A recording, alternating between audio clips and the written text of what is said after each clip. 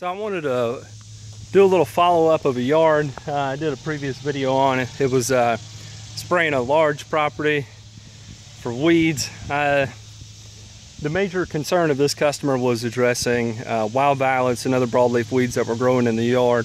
Again, I ran full rate quinclorac, sulfentrazone.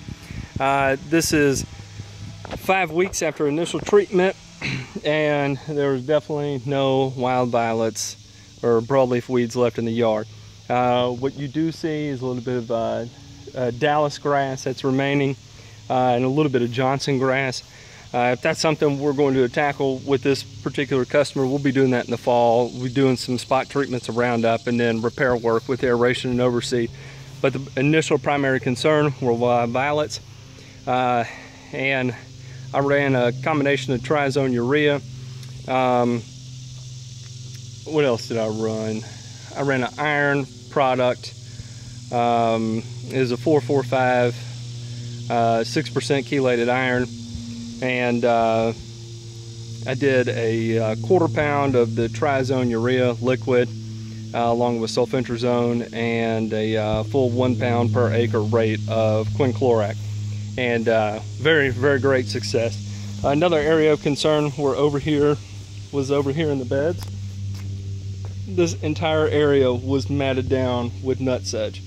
This was all nutsedge, all you could see. In fact, you couldn't even see the stones in here because they were covered up with nutsedge.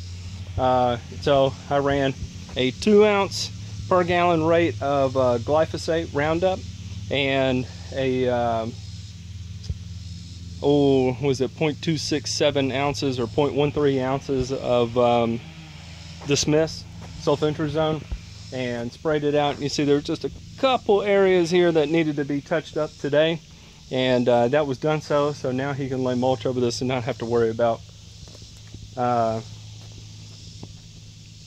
nutsedge popping up. What I wanted to show though was the skeletonization of the Japanese maple. You can see this happening right here. What is causing this, you wonder? Well, let's see if I can show the culprit of what caused this.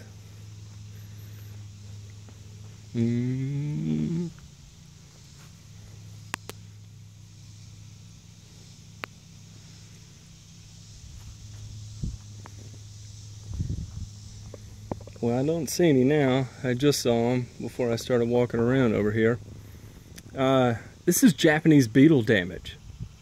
So most people are familiar with grubworms, which are Japanese beetle larvae. They burrow in the ground. They're most active in spring and fall. But as they emerge, come midsummer, they emerge as adult Japanese beetles, and they will destroy your landscape. And that's in particular what has happened here. Japanese beetles have gotten in here, really started to skeletonize it.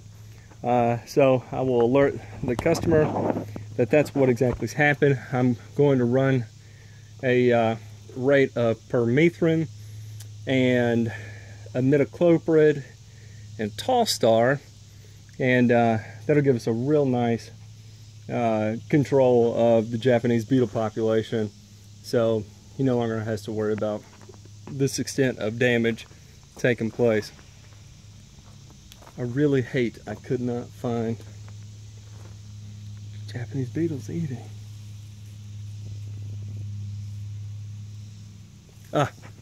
Here we go. I don't know if you can see this. Oh, they just fell. But it was actually 2 Japanese beetles mating on the leaf of the tree. So there we go. There's the evidence. That's the course of action.